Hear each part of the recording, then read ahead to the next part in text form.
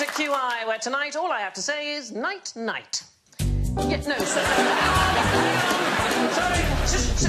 Too quick. That's the title of the show. Don't get the staff. Right. Tonight is indeed the night. And joining me to hold hands in the dark are A Night to Remember, it's Holly Walsh. A Night on the Town, David Mitchell.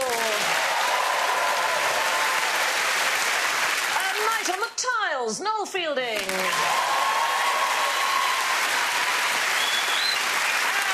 And night after night after night, Alan Davis.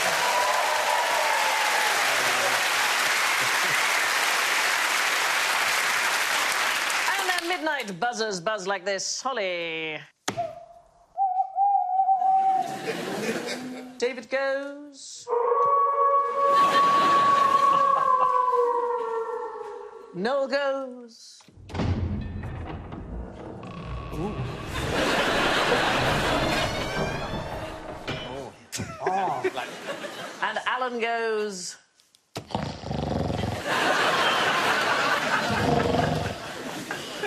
Have you finished? So, what is the most mysterious thing you do in bed? You regrow, you regenerate your body parts, don't you? OK, At but... night. That's what I call it, anyway. What are you doing in there? I'm regenerating! Do you mean that there are bits that are broken? You mend them, is that what you mean? Don't you grow a new liver every 7 years or something? There's no bit of you that is actually the age that you are. No, I think it's every 10 years you're a totally new person. You're totally new, bones, yes, everything. No, you don't grow gums back. Gums recede and they don't come back. You can't go, oh, I think I'm going to grow my gums long this year. It's probably quite good that the gums don't keep growing and growing and growing. Yeah. Imagine having to get them trimmed. It's going to be an extremely bloody... Yeah. What do you do for a living? I'm a gum dresser. Yeah, absolutely. You have to get head to toe in plastic. It's like CSI. When someone comes in for a long overdue gum trimming. You have to show them the back of their gums. Yeah. So, the most mysterious thing that we do in bed, all of us... Dreaming. It's also related to the most mysterious thing. I used to sleep talk, that's... Do what you? yeah. What do you say? Anything of interest? I think the most memorable thing I said was I sat up in bed and I said, brilliant.com/awesome. And then I went straight back to sleep again. Have you put brilliant.com/awesome into the internet and see what comes up? Maybe it's a picture of you. Yes. It's the hidden camera in Holly's bedroom.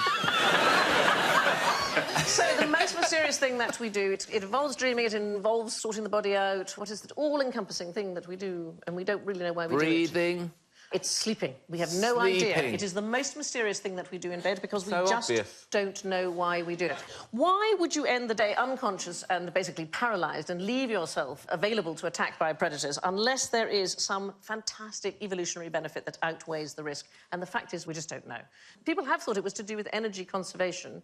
Yeah. It's ridiculous because you actually don't save much energy. Really? No, not when you sleep, no. How many days can you go without sleep for before you die? If you stay awake for 17 hours, it's the same as having 2 glasses of wine in terms of how it would affect your performance. Red wine or white wine? If it was white wine, then I'll just start crying. Oh, would you? Oh, you're bad drunk. Yeah, I'd never once drunk more than 2 glasses of white wine and not use the phrase, why don't you just dump me then? Even to people who you're not in a relationship. No, you save about 110 calories each night, so a 2-finger Kit Kat is 107. It's not a lot, is it? But that's the only energy saving. That's the only energy saving. So when you wake up in the morning, you can have a 2-fingered Kit Kat? Help yourself. Gratis. Yeah, totally wipes it all out, frankly. It's a classy breakfast. Yes! Morning, everyone! Yeah. So the theory that I like best, there have been some scientists at the University of Rochester Medical Center in New York, and they think it's when our brains are cleaned. And it may be that's what's happening to us, is that we are clearing the brain out. There's a Professor Maiken Nithergork. I have instituted random Scandinavian facts, which I call the Randy Scandies.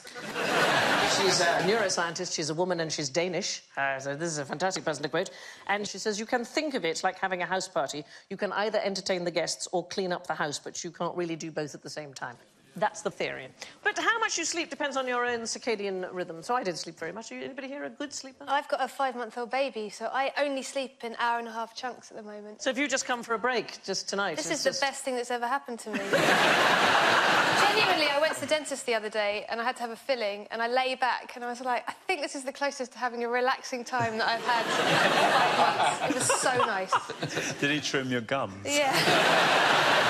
Are you a good sleeper now? Do you sleep well? Yeah, I can sleep a lot, yeah. Apparently what you should do to find out how much you need to sleep is you should spend a week not having an alarm clock at all, and you should let your body just wake up when it needs to and log how many hours, and if you need 6 hours and you need to get up at 7 a.m, then you know what time you've got to get to bed. Yes, but Sandy, you need a wee at 5. Yes.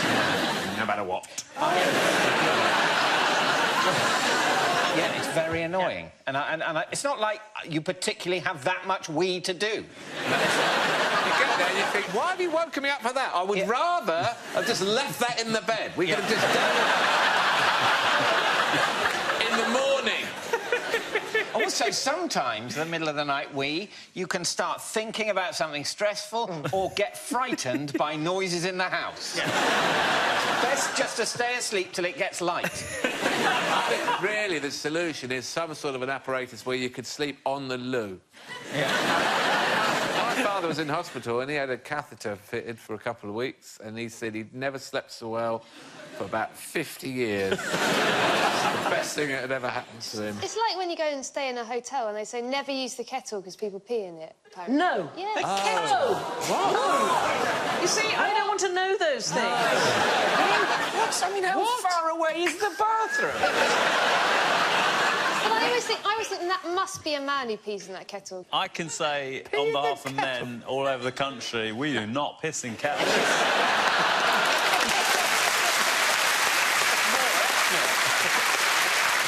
Take the lid off, you've got to unplug it. Those lids are spiteful. Too much effort. I'm not making it up, it's a well-known fact. So when you get to... I wouldn't come on QI and talk bullshit, I'm straight up. So when you go to a hotel room and there's water already in the kettle, that's a bit suspect. Piss. I always get rid of that. To be honest, boiled piss is probably... I mean, it might change the flavour of the tea, but it's not a bacterial threat. It's Green tea. Another thing, never eat the chocolate on the pillow. What's happened? Where's that been? Anyway, moving on. Now, describe the night of the horrified sheep. So it was an actual thing that happened November the 3rd, 1888, and something happened that spooked all sheep over a 200-square-mile area in Oxfordshire. Tens of thousands of sheep panicked, they jumped fences, they ran for their lives. Earthquake. Well, that was one of the theories at the time, that there might have been a small earthquake or something dropped from the sky, but probably what happened is just one sheep panicked. The hospital was just very dark and the sheep were going, where's my friends? Where's my friends? Have you just gone... And then all the other sheep must be going... He'll think he's on his own. Yes. And then when he panicked, they all went, oh, my God! What have we done? Do you think if a sheep can't get to sleep, do you think he counts his friends? Oh. I wonder what the reason was that we decided to count them in the first place at night. Well, it must be really boring to count sheep. Yeah, that sends you off, yes. Yeah. Well, I think you've nailed it. Thanks. The thing is about counting sheep, they look quite similar, so you're never sure if it's the same one coming past. Could just be one sheep on a loop. And they take turns. Yeah. I tell you what I'd love to count, kittens. Ah. Imagine if 70,000 kittens ran past you. That would just be the most adorable thing that ever happened to anyone. See, I really struggle with this. I'm more of a dog person. That's probably why the kittens are all running away from a dog. Yes. I always think that about cats. You know when people say, oh, like an old woman died in her flat and she was eaten by her cats? I mean, could be... What world do you live in, people? Peeing in kettles and old women. 3 days. Yeah. You get... 3 days and your cat will eat your face. Yeah. Because it will have loosened up enough for it to get purchased. Yeah. What sort of show is this? say that, do they, about, you know, aged meat on a menu, you know, with a 20-day aged beef? They never use the phrase, it will have loosened up enough to get purchase. That's the thing that the cats don't like. They don't like orange peel. Did you know this? They don't like orange peel. And spiders don't like conkers. Yes. What? Yeah. What, the game? They don't like the Yeah, game. because they get their legs caught between them. I've got 7 now. If you don't like spiders, put loads of conkers in your house and there will be fewer spiders, but still some spiders. So the best plan is to get over the fear of spiders, really. But then there'll be, like, loads of 8-year-olds. Hiding in corners. Yeah, what you lose in spiders, you gain in school children with conkers. 8-year-olds don't like bullies, so just keep some bullies in the house. It's getting quite busy in the house. I don't like bullies. How are we going to get rid of them? Parental love. So we need more parents. And a school counsellor. Yeah. 24 And hours. some tenderised face meat. Look at this. Here is a night to remember. This is the 9th of November, 1874. The New York Herald front page article reported the wild animals broken loose from Central Park. Terrible scenes of mutilation. The article described 49 deaths and 200 injuries. There's some excellent details in it. It included a sighting of a lion in a church and my favourite, a rhinoceros in a sewer. How do they get it out of the sewer? Never mind that. How did it get in there? It was fantastic. Manhole cover. Must have fallen in. But it wasn't until the very last paragraph that the article concluded. Of course, the entire story given above is a pure fabrication. Not one word of it is true, not a single act or incident described has taken place. It's a huge hoax, a wild romance. And then it went on to ask, that was the reason for the headline, what would we do in New York if this happened? It's one of the most notorious and indeed accidental media hoaxes. But in fact, it just caused complete panic in the streets. Is that a huge risk?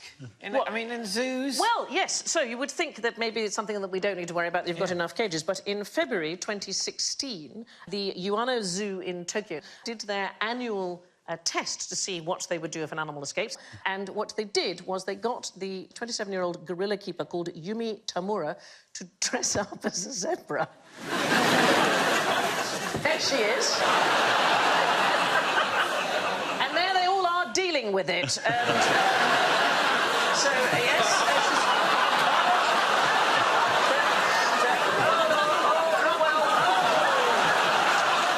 verified death. Now, here's my favourite moment, checking to see if animal is dead. Wow. The famous poke them with a stick. So you feel safe, don't you, if you're in Tokyo and an animal escapes?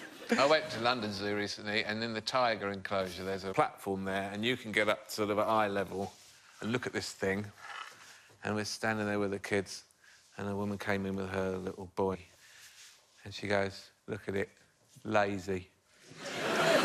Like Daddy.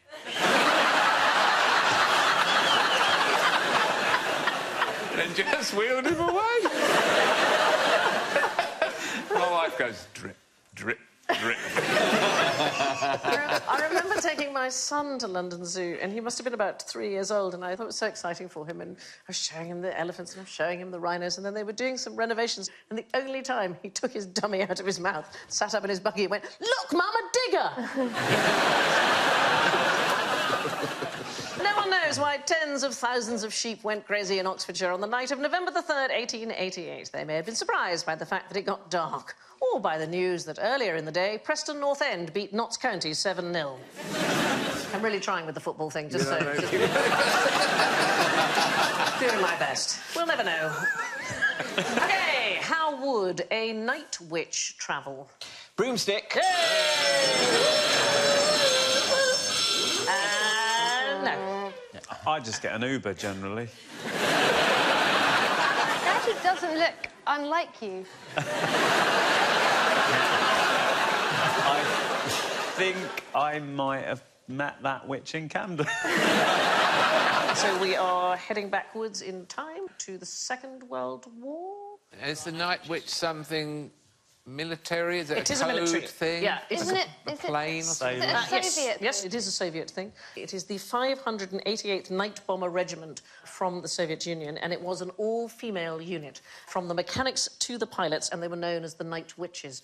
And what's incredible about them, lots of the men didn't want them to fight, so they were all given men's uniforms, they were all made to cut their hair very short, and they were given rubbish aeroplanes. So those aeroplanes that you can see on the side there, they're called Polikarpov PO2 planes, and they're basically made of plywood and canvas. And they were just for training or for crop dusting, that kind of thing. So they had weight restrictions, and it meant they had to fly close to the ground. They meant they couldn't take parachutes. And there was a sort of a whooshing noise because they flew so low. And the Germans said it sounded like a broomstick overhead. And so they called them the Nachthexen, the Night Witches. Amazing, actually. Of course, we had them in the UK as well. Not in quite the same way. They weren't in combat. I had the great privilege of meeting Joy Lofthouse, she was 92 when I met her, and there she is. She was part of the Air Transport Auxiliary. We had 168 female pilots in World War II, and Joy, amongst other aeroplanes, used to deliver Spitfires. She looks good for 92. She does. She does. Witches don't age. I'm 1,000. But Night Witches is a great name, isn't it? It is a great name. Night Witches, it's terrifying. It made me think about the Night Watch. You know that wonderful painting by Rembrandt? They did some restoration work on it, and it was just dark varnish, and they had to rename it the Day Watch, because it's actually, it turns out, it's much brighter than Is that in the museum in Amsterdam? Yeah, it's in the Rijksmuseum. And there's a bit of it that was missing or something, wasn't it? I think they rehung it and they couldn't fit it in, so they had to cut a bit off. They put it in a room and it wouldn't fit, so they cut them in now. You know, it's worth millions, but they can't. Oh, that's not going to fit. We'll just have to take the end off. That bloke on the end doesn't look important. Where is it? Did they throw it away? Did they keep it? I think they kept it, put it Make back a on, maybe. one very long, thin painting for somewhere else. Yes, exactly. Yeah, if you're coming up the stairs, it would look nice. Or in the bathroom, it would look very nice. So the whole thing about keeping an eye at night, we used to have night watchmen in the UK. In fact, walking around town at night walking was illegal from 1285 to 1827, and they used to employ night watchmen to go around the streets, and you weren't allowed to go around. Until 1827? Until 1827, yeah. 500 years you weren't allowed to go out at night? Yeah, well, some places we still have night watchmen. So the oldest town in Denmark, which is called Ribe, we still have night watchmen, and you can hear them at night. They have a song that they sing, and every hour has a different verse, so you can tell what time of night it is. And also keeps you awake, so it's a bit irritating. I went to boarding school and we had night watchmen at the school. Did you? Yes. It was a mixed boarding school to make sure that no one was going to other people's dormitories. Ah, I was in a single-sex school. We didn't have a night watchman, and they should have.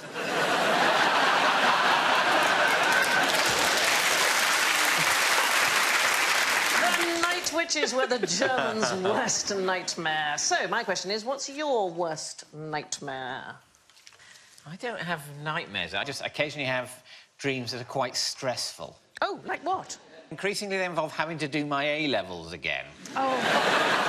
For some reason, I've been busted back to the sixth form, and I have to do my A-levels again. I keep saying, this is ridiculous. I've been to university. Why am I having to do my A-levels again? But I do have to do them again.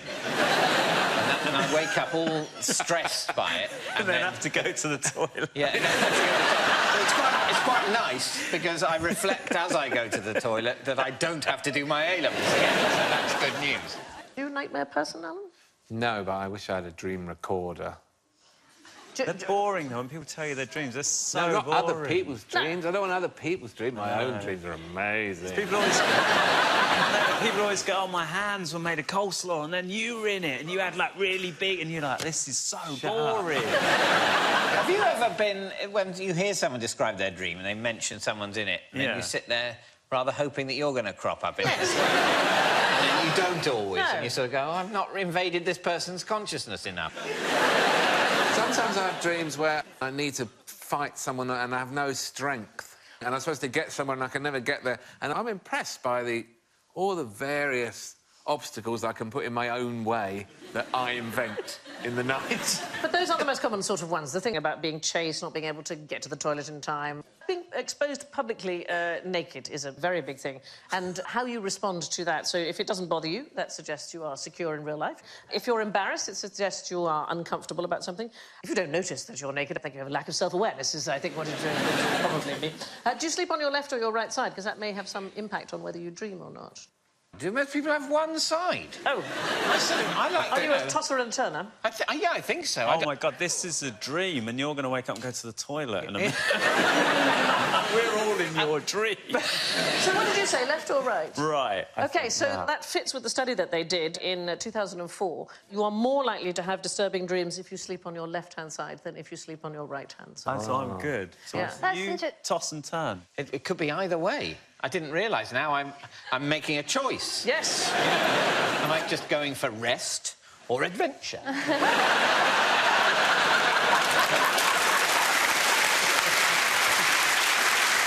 What side does your wife sleep on? I'm not aware of her having a preference for one side So or the other. you have one side of the bed, right? Yeah. Surely... See, Yeah, I'm not an idiot. So my husband makes me sleep facing away from him because I breathe too loudly. That's quite weird, isn't it? Well, like those two in the picture. Oh, yeah. When I got married, another thing I found out, that it wasn't usual to put your underwear and your socks on before you put any of your clothes on. Well, you're supposed to put it on Nobody else- afterwards. No. Did you marry a superhero? I put my underwear on, Yeah. and then I put my socks on, Right. and then I put my outerwear on. OK, and what's wrong with that? Well, apparently it's weird to put your socks on before you put your trousers and your top on. I think your husband is telling you that things he does Yeah. are things that everyone does. Yeah. It is perfectly reasonable to put your socks on before your fine. trousers It's or... also perfectly reasonable to breathe while you're asleep. Yeah.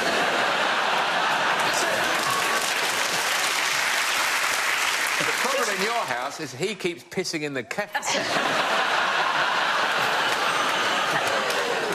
There's a story from 1821 in Paris of a nocturnal apparition. So this guy awoke to see a creature in his room, and he thought it was the devil, so he called for his servant, and then he immediately died of fright. And the servant chased away the apparition, and it rather fits in with the whole zoo thing, because it turned out it was a large ape escaped from a nearby menagerie and climbed down the chimney. I know. So sometimes it's not a bad dream, it is actually a thing that has escaped. Anyway, what is the worst thing you can do on a bed of nails? Fall from a great height. I would think. I'd say an orgy. I'd say to get nailed on some nails would be a terrible thing. Well, here's the thing. So I think you could have an orgy if you were fantastically careful about how you got on and off. Are we talking about the nails or the people? It's about the even distribution of weight across the nails. Tis, I did do this. I went you? on a bed of nails with a contortionist. What a night that was. I filmed it. And he showed me how to lie down. It's all right if you're lying down, but he said, be very careful, because your instinct when you get up is to put your weight on your hands. Yeah. And then that really hurts a lot. When I was at school one afternoon, for some reason, some circus skills people came round and tried to teach us all circus skills. I love the heavy note of disapproval in your voice. Absolute waste of bloody time! I was 7. You can learn circus skills later. What I needed was maths. And they came round and said, you know, tried to teach us how to juggle. We couldn't juggle. Tried to put clown makeup on. Some of us had an allergic reaction, you know. Blah, blah, blah. But one of the things was the bed of nails, and they taught us how to lie on a bed of nails. And the way you lie on a bed of nails is you just lie on it and it's fine. But it's about getting on and off. You're Yeah. absolutely right. So let's have a look and see, test this out. If you've got a very small bed of nails underneath the desk there, if you bring it out. I'm not going on the bottom. Now, all if you would take a seat. Take a balloon and place the balloon on the bed of nails. Now, apply the pressure evenly. Actually, clearly, is this a condom? See, that's your big problem with having an orgy on a bed of nails. If you press down on the wood evenly, Yeah. it can withstand it for quite a long time. Can I put some real Go weight on, on it? burst it. Go on, There we go.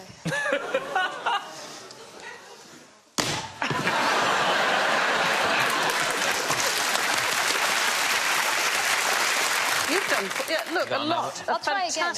Oh, a fantastic amount of pressure. Great, I've got condom up my nose. Again. OK. Put your beds of nails away. Let's have a quick look. We've got some video here of a woman. Now, look how she gets on. OK, now watch. This is actually slightly terrifying. So she lies on the bed of nails, and then an anvil left over from the Roadrunner cartoons.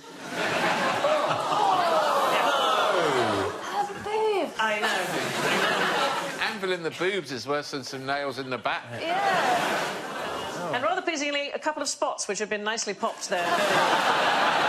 Maybe that's going to be the new pampering. You know, it turns out that's nails. really good for the skin. You just get on the nails, anvil, couple of guys with some hammers. Yeah. Anyway, beds of nails aren't too painful to sleep on so long as you climb on carefully. How can you tell if a fish is asleep? That is not asleep, that is just breakfast. Still got his eyes open. Well, that is the problem, isn't it? Yeah. I think I know the answer to that. Yes. It bobs on the top of the surface. And then it's dead. And then your parents... No, your parents put you to bed early and then in the morning it's fine, but it's just a different shape and colour. I've heard that with goldfish, when they bob on the surface, it's often they're not dead. Yeah, they sometimes get air caught inside them and they can recover from that. And so many viable goldfish have been, you know, flushed down the loo as a result. And they're in the sewers now with a rhino. Yeah. But does the fish stop eating? No, so it's sort of the reverse of them swimming on the top. If you had a tank of fish, you see them hovering near the bottom. They go into a sort of trance-like state, and if you then fed them, it would take them noticeably longer to respond. And then there are dolphins and whales. They sleep by something called logging. They shut down half their brain along with the opposite eye, and the alert side is watching for predators and obstacles and so on. And then, after about 2 hours, the sides reverse. So their brains get cleaned like 50-50. Bit by bit, yes. And it's weird we haven't evolved to do that, because you think we'd have survived better if we didn't totally close down. Well, the even weirder thing is that some animals hibernate, but they have to wake up in order to go to sleep. And if they don't wake up, they'd actually end up sleep-deprived. So they wake up to go to sleep. So it's a different sort of sleep. It's a totally different thing. And then there are ones that just go into torpor to avoid the heat. That's a different thing. It's not the same as hibernation. It's things like the water-holding frog, the western swamp tortoise, which is actually a turtle, and the African lungfish. So they go into a torpor to avoid the heat. Estivation, it's just a short-term drop in temperature. Now, where's the best place to sleep on the job? I used to sleep in the boot of my car. When Did you? In the university holidays, I worked for a textbook company, and I could do what they needed me to do in about an hour. And then I'd just go out and I'd just lie down in the back of my car. And I started taking a duvet in. A boot duvet. I called it a bouvet. I did get asked to leave after my boss saw me climbing out the back of my car. During working hours? Yeah, yes, I can see that would have been a very bad thing. I had a job in a bakery and I lasted 4 hours. What did you do wrong? Well, the boss popped out, and when he came out, I was lying on the floor eating eclairs without using my hands. I was just going, I'll go. And then he didn't pay me, and my mum marched down there and went, he did do 4 hours. He did do 4 hours, and then you can deduct the cost of the eclairs. So that's not the answer. What is the best place to sleep on the job? Oh, is it British Leyland in the 1970s? Oh, was that a popular thing? I believe that in the Cowley Works in Oxford, they had a dormitory that was discovered by the management, where they found, like, beds and, you know, duvets, very much like the back of your car, but on an industrial scale. But we're talking further away. We're talking... Space. Space. We are indeed talking space. Neuroscientists at Oxford University have been studying hibernation. And they've been studying hibernation of the Madagascan fat-tailed dwarf lemur. That's a name that won't leave the lemur alone. No, it's just... Look at your fat tail, you dwarf. And they're trying to unlock the secret of suspended animation, and NASA have spent a huge amount of money because astronauts sleeping their way to the stars would use less water, less food, oxygen, avoid boredom. Their hair would grow, though, yes, wouldn't it? Their hair would grow. And here's the weird thing. The genes for hibernation already exist in the human body, and ironically, they're dormant. Of course. It's something that we have sort of forgotten how to do, the secret of suspended animation. So it would protect, for example, the health of astronauts. They currently have to exercise 6 hours a day, otherwise their muscles and their bones, everything atrophies. And some animals can hibernate for 6 months without suffering osteoporosis or any muscle wastage whatsoever. Apparently, lots of astronauts sleep on the launch pad because there's nothing to do. Marsha Ivins, and that is her there, completed 5 missions for NASA, and she said astronauts just take a nap. You're strapped in like a sack of potatoes while the system goes through thousands of pre-launch checks, and occasionally you have to wake up and say Roger or loud and clear, but basically you just sleep. Anyway, sleeping in space could help us reach towards the stars. What's the most dangerous thing, beginning with N, that you could be stuck in a lift with? Nigel Farage.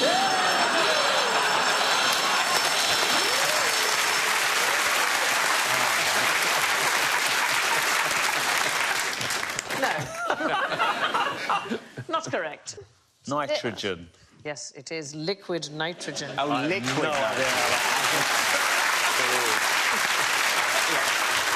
Liquid nitrogen explains it, because I'm pretty sure I've been in a lift with some nitrogen and lived to tell a tale. Yeah, no, liquid nitrogen. I like the idea, though, if you were in a lift with liquid nitrogen, when it opened, it'd be like stars in their eyes. No, you could come out as whoever you liked. Yes, I suppose so, except you wouldn't come out, is the thing. It can push the oxygen out of a lift and kill you. So if it is carried in a lift, it has to travel on its own. Basically, what has to happen is somebody has to put it in and then carefully press the button and then shut the doors, and then it goes up to the next floor, down, whatever, and somebody has to wait for it. Why is so much liquid nitrogen needed on so many high floors? You can make ice cream out of it. Yeah, I'd say make it on the ground floor. Yeah. Well, the cafe at Terminal 2 that Heston Blumenthal has at Heathrow, it has to go in a special security entrance and be brought into the lift. Oh, it's caused so much trouble just for his poxy ice cream. I mean, it does actually make better ice cream because it's smaller ice crystals, so it's smoother. But do you know when it was invented, the idea of making ice cream with liquid nitrogen? 1420s or something, wasn't it? Yes, I love the idea. 1420s. What should we do now?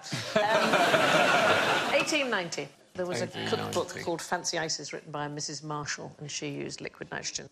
Now, what does the EU have against nightingales? The noise they make? Yes, it is the noise they make. Why might it be? It's too loud. It's too loud. It breaks They're breaking regulations. Yes, they are. They're breaking EU health and safety rules. There we are. You can have a listen. They're too loud. It's quite piercing, isn't it? That's a male nightingale marking his territory there, and he can sing at 95 decibels, which is the same as a chainsaw. And our health and safety rules for the EU say you shouldn't be exposed to anything over 87. But the weird thing is they've done some research in Berlin and they have found that birds are now raising their volume by 14 decibels to drown out the city sounds. They're having to... Oh, really? I've heard that in the cities, all the birds are louder. Yeah. Noisy city birds. Yeah. Then they go out to the country. Hello, everyone! Got any good worms or spiders? I've eaten nothing but old burgers all week.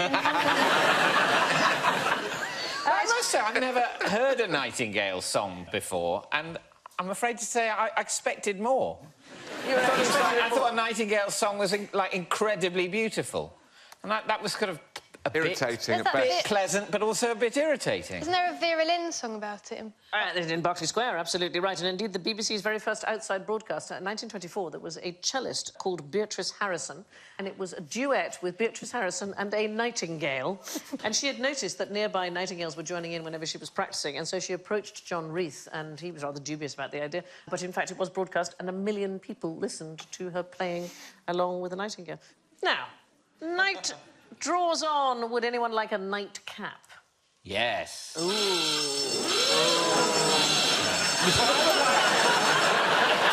At this point, I would like to ask whether the word no is also attached to a buzzer, and therefore precisely how we could fucking win.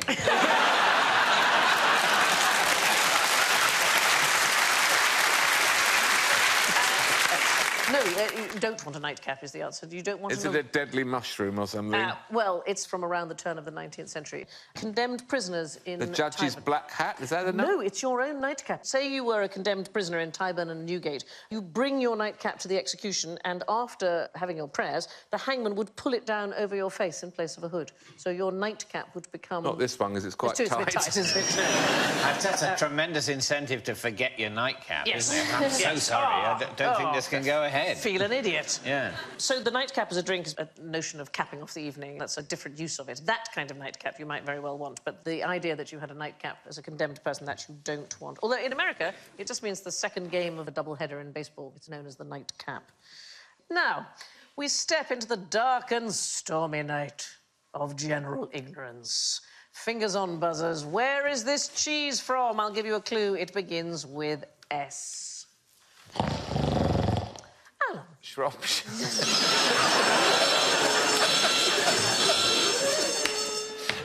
I don't know what made you think of it. Sometimes, you know, sometimes you yeah. say the obvious one, Yeah.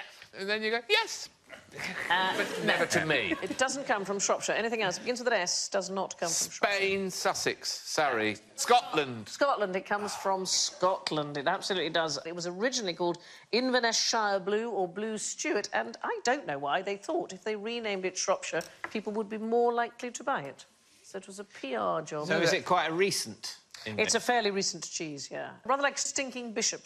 Oh, yeah, that's like a made-up oldie-worldy thing, isn't It's it? 1973 it was Like invented. hobnobs. They're quite recent. Are they? Yeah, the hobnobs. Oh, that's an old biscuit. I'll have a hobnob. It's about something like 1981. I resent the hobnob's quick entry into sort of... It's a quick biscuit to refer to. In a joke, you go, oh, a hobnob or whatever. No, hobnob, you're new. Leave the biscuit references to the rich tea and the digestive. They've done the time. It's like a bloody ploughman's lunch. Add executives' inventions. And tonight's show was sponsored by Hobnobs. To whom we can only apologise. Stinking Bishop is actually named after the perry, so the pear drink that it's steeped in. Right. And the pear itself was bred by a man called Mr. Bishop, and he was so bad-tempered he was known as Stinking Bishop. So bad-tempered that once his kettle failed to boil as fast as he wanted it to, so he shot it. And then he pissed it. But does anybody know the price of the most expensive cheese in the world? It's called Poule. 1,000 euros. You're not far off. It is £700 a pound.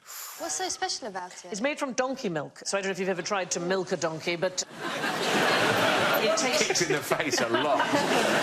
You have to dress as an ice hockey goalkeeper.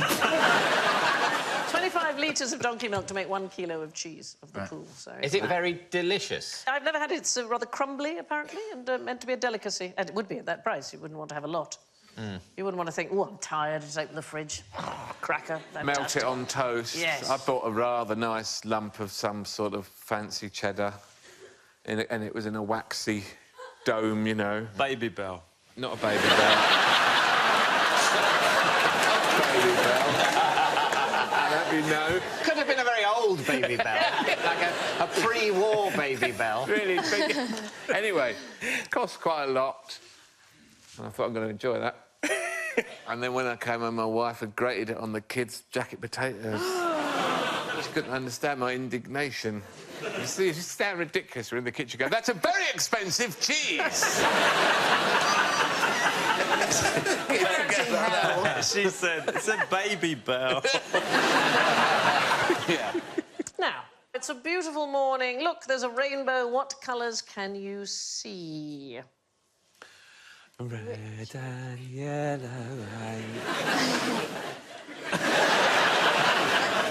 Being very cautious. Purple and blue, is it? Something purple and blue. Red. Orange and purple. Not if it's early or late in the day. You will only see red, orange and yellow in rainbows, and that is because when the sun is low in the sky, the light has to pass through much more of the Earth's atmosphere, and only the red wavelengths will make it. Has anybody ever seen an upside-down rainbow?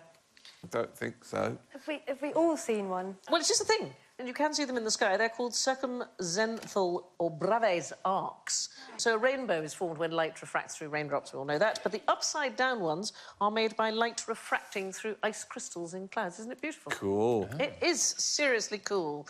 Now, when is Sun Day and how long does it last? All right, I'm not getting into that one. Someone else can do that. Anybody to buzz? Yes, David. Between Saturday and Monday, 24 hours. Oh, dear.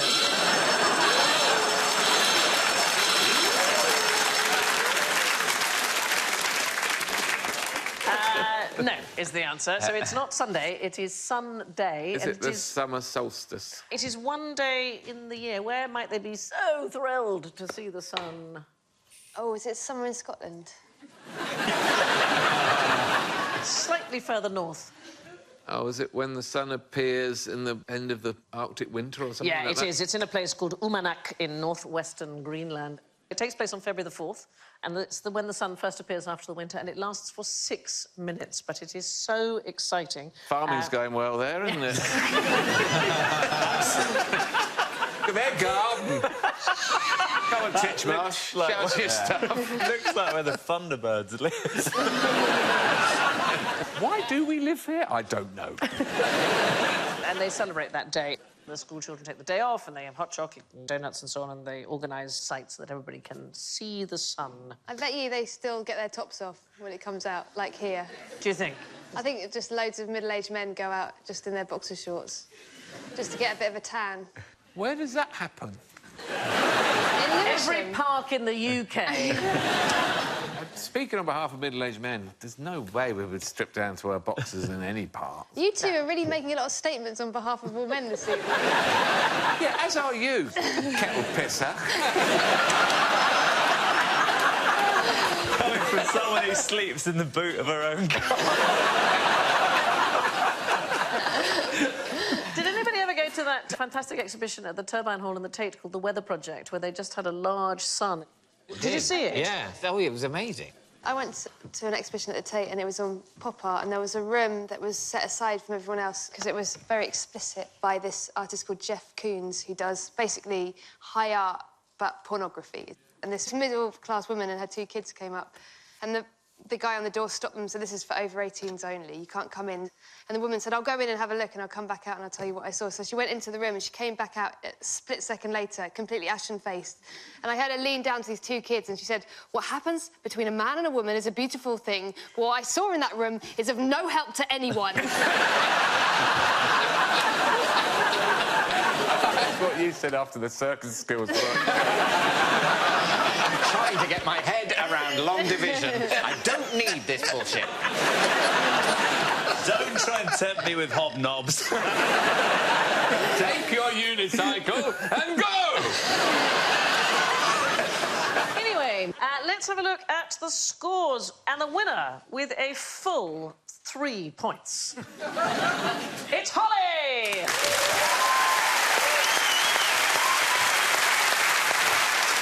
Second place with -8, it's Noel. In third place with -10, Alan. David, it's a magnificent loss, can I say? -37 in last place, it's David.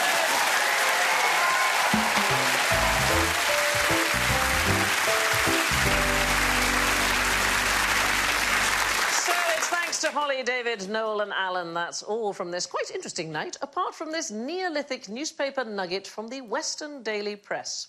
A student who woke up after a drunken night out with the words "Barry is a twat" tattooed on his arm says he has no idea who Barry is.